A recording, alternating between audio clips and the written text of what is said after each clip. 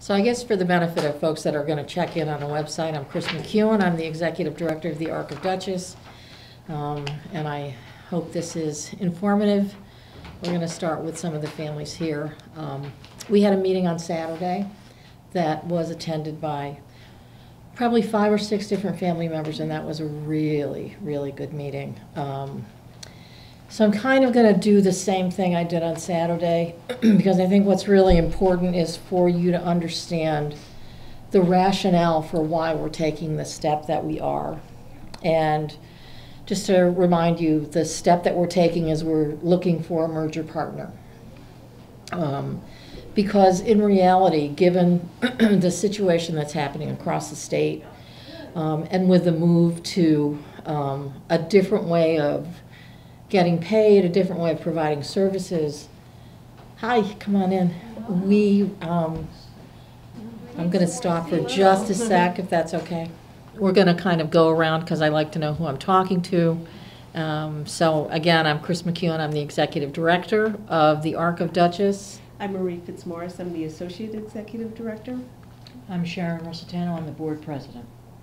And I know some of the families here, but I don't know all of you. So if you could just kind of go around and let us know who you are and what service you're interested in or what service you receive from us.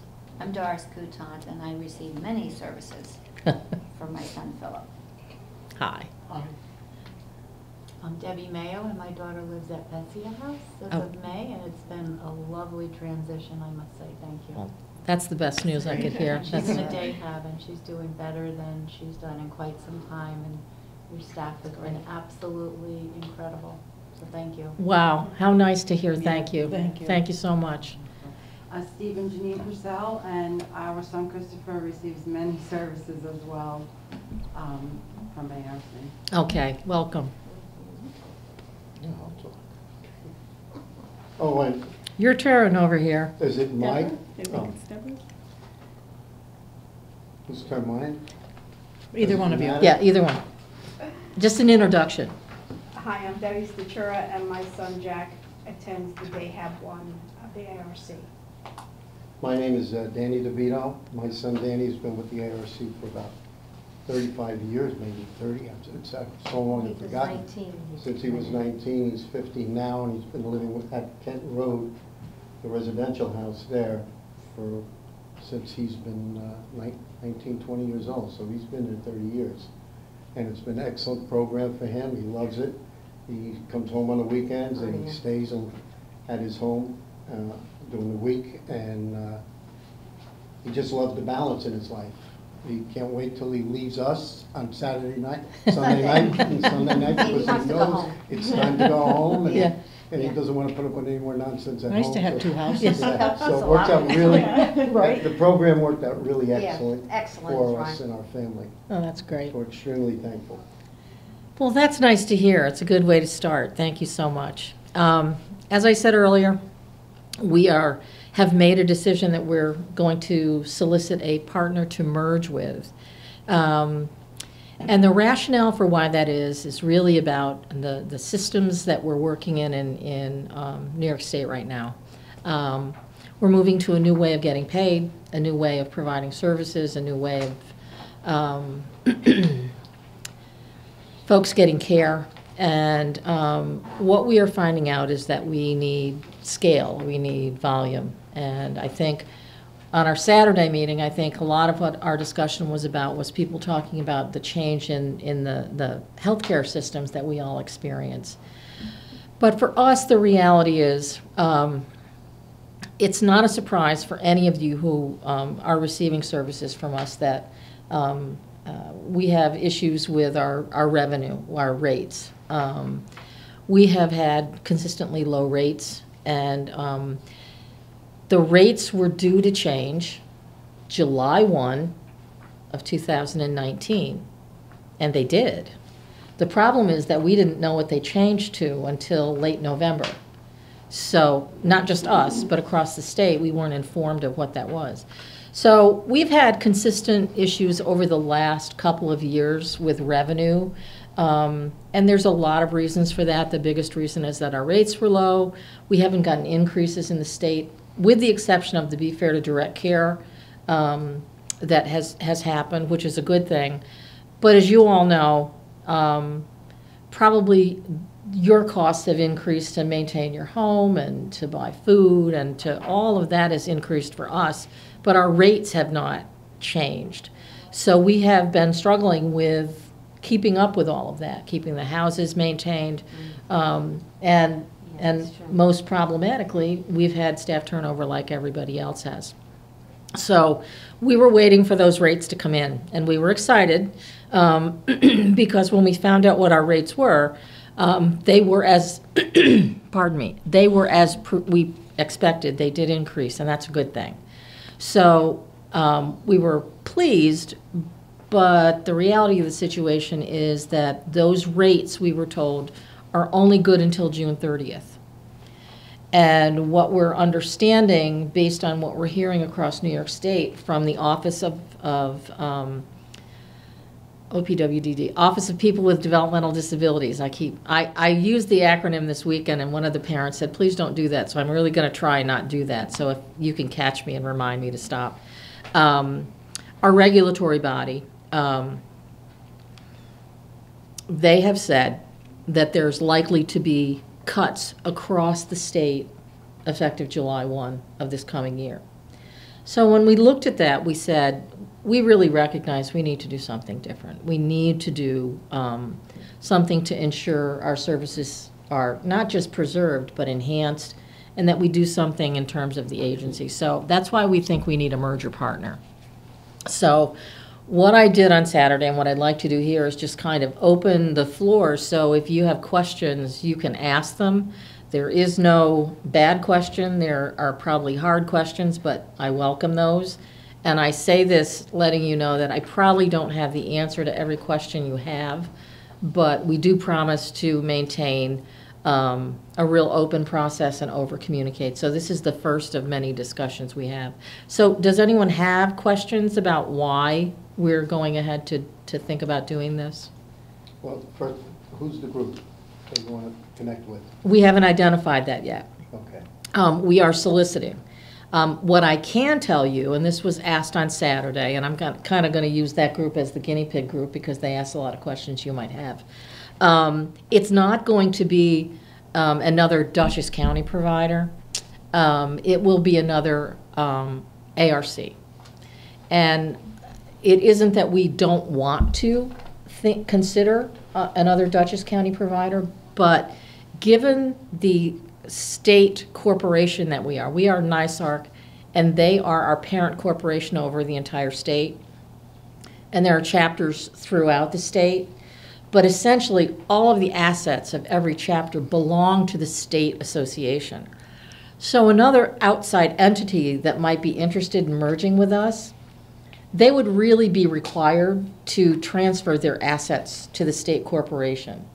So if you think about a local provider and saying, we'd love to merge with you, yes, but all of your assets are going to go to this state corporation, that's a big ask. And I will let you know that most entities in our county don't want to do that. And I understand that and don't blame them. So we will be looking for an ARC provider within the region and talking to folks about that. We're in discussions, but we're really not ready to identify that because before we can do that, our board has to agree, the other board would have to agree, and then the state association would have to say thumbs up and yes. So we don't have that firmly identified at this point. Are you looking for another ARC that's connected to the county, another county close by, Well, or could it be further upstate? Conceivably, we'd like to be contiguous, Okay. connected, yes. We're not at this point considering Arc Mid-Hudson. They just went through a merger. That Ulster Green and Putnam, they just went through a merger, and when I say they just went through, they are in the midst of it. They've signed all the legal documents, but they're still in the process right now of going through the actual merger. And we see ourselves a little bit differently. We'd like to sort of roll that out a little bit differently. We think our ideologies aren't quite in sync.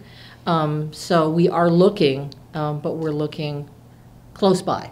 has other agencies, other than ARC, as well as ARC, done this before, or are we kind of like the first? No, we're not the first by any stretch. In fact, it's happened across the state. There's a number of ARC chapters that have already merged. As I just said, Ulster Green and Putnam have merged.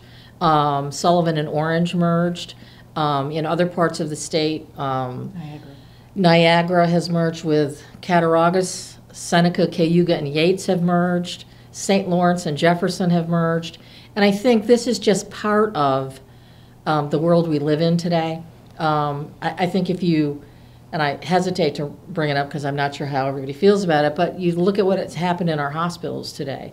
It's a really similar sort of, you need volume and you need scale in order to create the volume that you need to be successful and Sustainable. sustainable. And so that's kind of where we are in this field. Can I ask a question? Is this going to affect any of the housing, like where my son lives, with this merge? I'm glad you asked, because there should be no change in where somebody lives, where That's what I'm works. worried about, yeah. Our goal, and you can answer as our board president, our goal is that services and supports will be, the impact will be negligible. Staffing will remain the same. Oh, good. Everything should Whatever- remain the same. Yeah, we Yeah, want good. this seamless for the people who actually receive our services. Where it's gonna affect is, it's not gonna affect the direct support. We're gonna need the direct support that we have now, and Yeah. even more. So that's not where the impact is gonna be. It's gonna be on, the services that you can share with somebody. So in other words, HR and finance and things like that. but And not the IT. Service level, program level. Yeah. Now, how successful has it been in the other counties that have worked through this? Well, we've asked that question of a number of them, and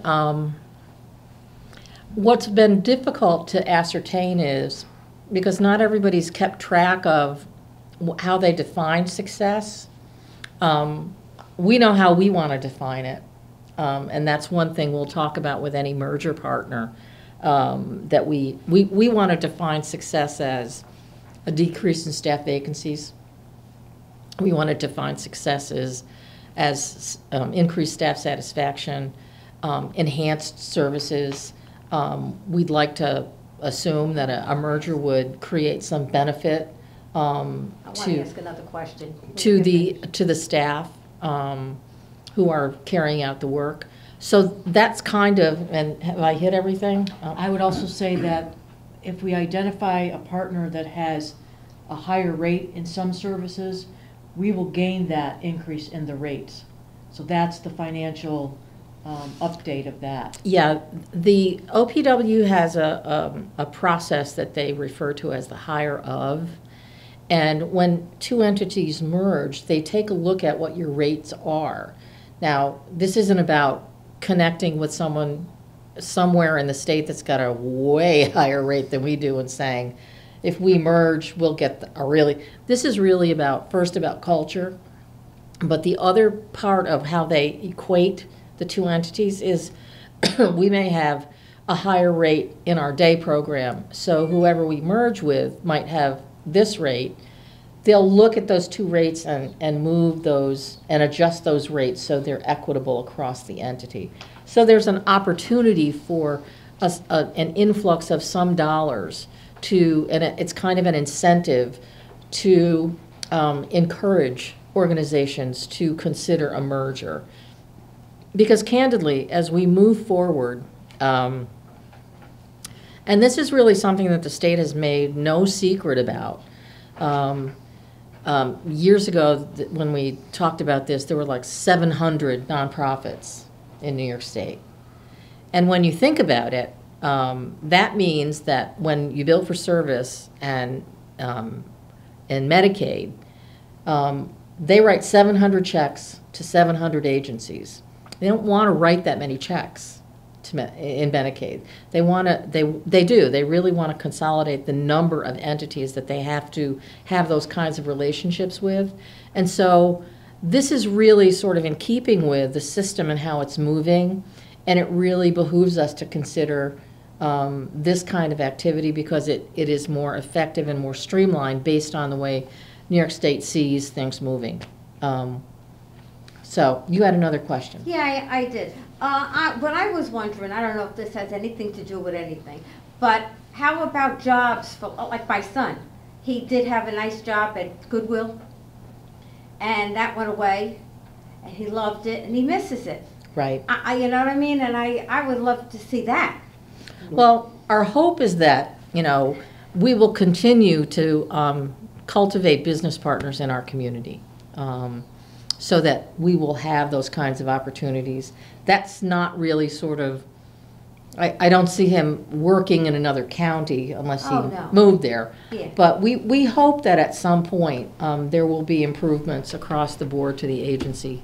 No guarantee that that will be an outcome of it, but it's always something that we work on. Do you want to? Yeah, it's pretty sad because, they miss them down there. They do. Yeah. They miss them. He misses going there. He liked that routine. Like Chris said, that's something that we're always looking to develop, and that won't change. We're always looking to develop opportunities for people to work now, and we will in the future. Absolutely. Yeah, I hope so.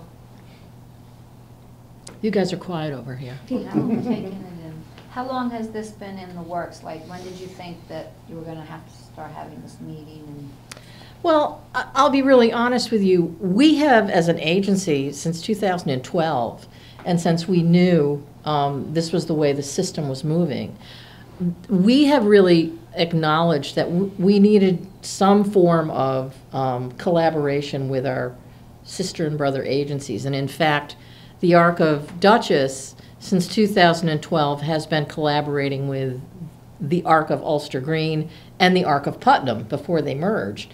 The three of us, when there were two agencies as opposed to one, we have an IT collaborative where all of our IT staff work together, and we've built the IT infrastructure for all three entities as opposed to us having to build our own.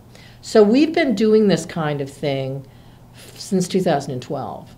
I think what has happened, though, is because of the situation in New York State and the issues that we have with Medicaid and reimbursement and the difficulty we have with our revenue streams, now it becomes more important to really take that next step.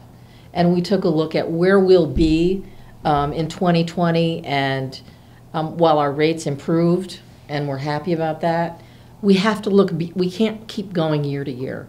We have to think beyond next year. We have to think 5 years out.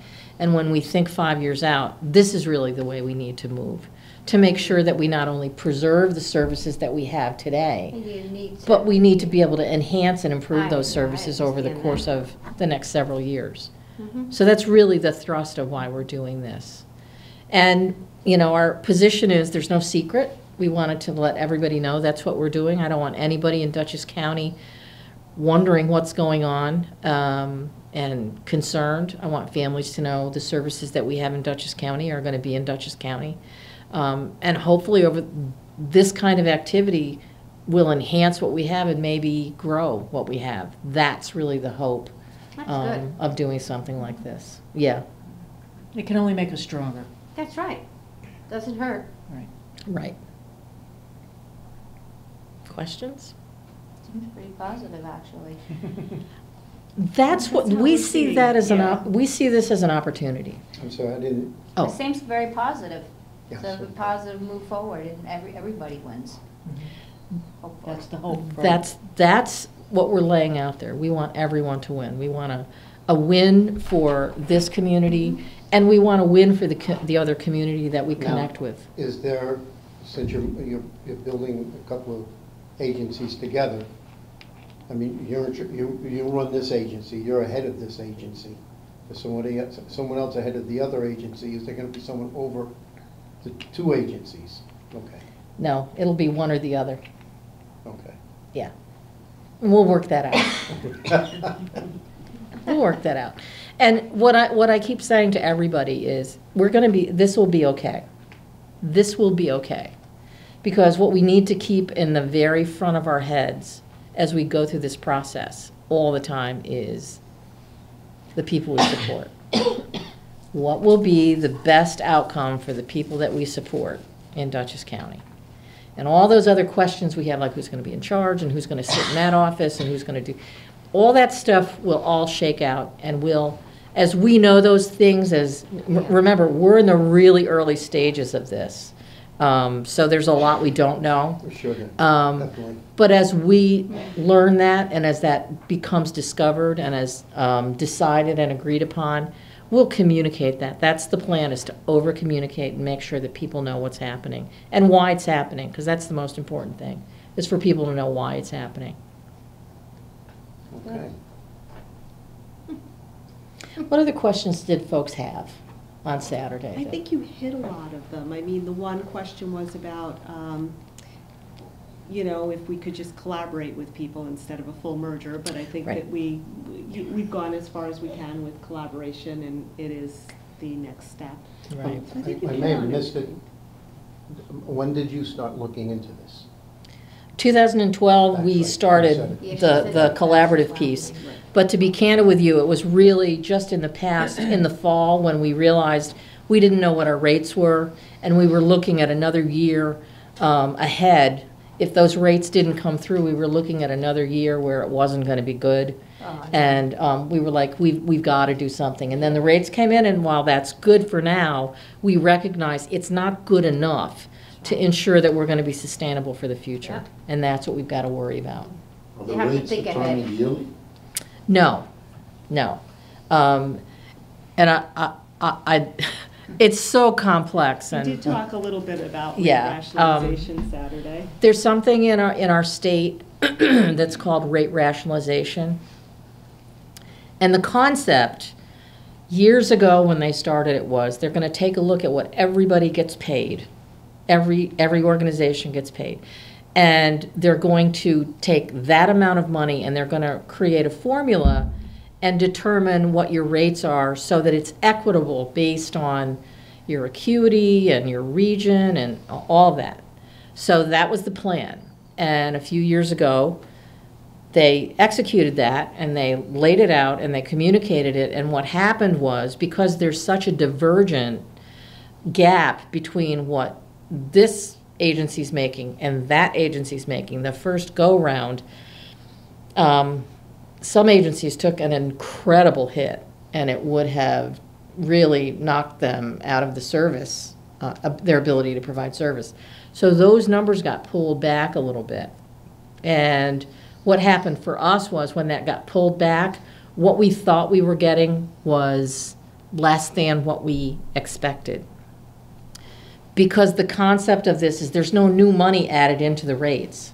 So when you do the rate rationalization, what happens is, if somebody wins, somebody else loses.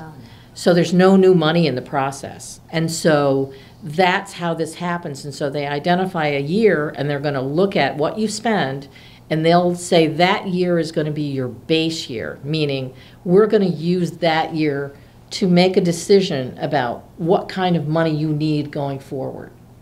And so it's kind of a, sorry I'm saying this, and it's going to be, it's kind of a game. And some people have gotten very good at it. But because there's no new money, it has created some issues, because it has become very expensive for New York State. And so because they honored rate rationalization this year, and they put the rates out, they recognize that it's not a sustainable system, and they're going to have to take a look at how they determine your rates in the future. And we're hearing cuts. We don't know how they'll be taken. We don't know how rates are going to be established in the future. We know what the past has been, but we really don't know how it's going to happen in the future. So given all that uncertainty, it's really smarter for us to really think about doing something with another partner. It's as if your own account, your own expenses, you know what the expenses are, but you don't know what the revenue is, what your income is, and you have to plan accordingly. It's almost impossible, Right. you know? If you think about it, since July, we've been operating the programs, paying staff, No idea. buying food, putting gas in the vehicles, keep the lights on. But we haven't known what we're gonna get paid. Paid. Yeah, you don't know if it covers it. It's all an assumption. Right. That's So, terrible. yeah, it's How do kind you of, run a business? It's, yeah, it's, that's well, exactly that's what the what's field has been This is dealing ridiculous. with. It's difficult. And so, we know now what our rates are, and that's a good thing. That helps us out a bit for this year. And it gives us some idea where we're gonna be next year until the end of June, and then we're not sure. Yeah, That's, it's scary, isn't It's it? very yeah, that scary. is, yeah, because What if it it's really not is. just gonna collapse? I mean, It can't. It New York can't. State can't let it collapse. They can't. I'm sort of one of these people that believes they can't let it collapse. Well, they can't, and that's why they've changed it so much over the years, because, like Chris said, they started rate rationalization a couple years ago, but pulled back because they couldn't It's let. actually been probably 4 or 5. 4 years ago, right. Yeah, it's been a long time. But they pulled back on that because they didn't want, they couldn't hurt some agencies that much because they knew it would devastate them, and that can't happen. So that's why they pulled back and started over again, and, you know, it's still not right, you know, and so that's why we don't know how it's gonna be set in the future. So you all read the papers, and I know New York State uses an enormous amount of Medicaid, and that's how we fund, you That know, was my question. 90% of what we do. And so it's a national issue. And so New York State really is sort of in a pickle because we use a lot of Medicaid. We use a lot. And a lot of people don't realize that part of what we use Medicaid for is to give people a home and give people a day program and provide support to those folks who are doing that. They think Medicaid and they think Medicaid card, and they don't see all those things. They think health care, and they don't realize that Medicaid in and of itself provides a lot of services that people actually need to live. People who need support in the residential program, you gotta have staff in there. You can't take they have to have staff. They require that support. And so, because Medicaid is such a huge issue, New York State really has a tough way to go because we are on a national level targeted because we are such a heavy user of Medicaid. So we have to be very circumspect about everything that we spend on Medicaid. And it's a tightrope walk for our folks in Albany. I'm not used to giving them too much leeway, but the reality is right now, there are a limited amount of dollars, and it's difficult for them to figure out how to use those dollars and still make sure that people are safe and provided for and get the services they need and deserve and have a quality of life. So it's a tough road to hoe. And so this is, I think, the step we need to take to see if we can become, you know, efficient and not just efficient, but, you know, create some opportunities for people that might not otherwise be there by using our money a little bit differently. So our number one priority are the people that we support, and then the staff. So that's our goal. And they really go hand in hand because the people we support really need the staff that we have. So you can't have one without the other. So that the folks we support and the staff that support them are the center of our universe. And that's really the heart of what we want to make sure continues in this merger process. We want a partner that believes the same thing that we believe. And we'll do our best to make sure that happens. I really appreciate the opportunity of you having us here and explaining this to us. I do work in the field, so I understand what you're saying. Okay, that And makes, this is, you know, so it's not crazy? kind of the way of the world right now. Yeah. You know, and I think that as a parent, what I just really want to know is your culture, which I totally respect. I love the parking signs outside for your staff that have been here many years. That's one of the things that made me so excited for my daughter to move here. You know, so I think that most parents just want to know, what does this mean to our children? And having just been exposed in an agency that I just started working in, that they just had a similar experience, that it really didn't affect the individuals served.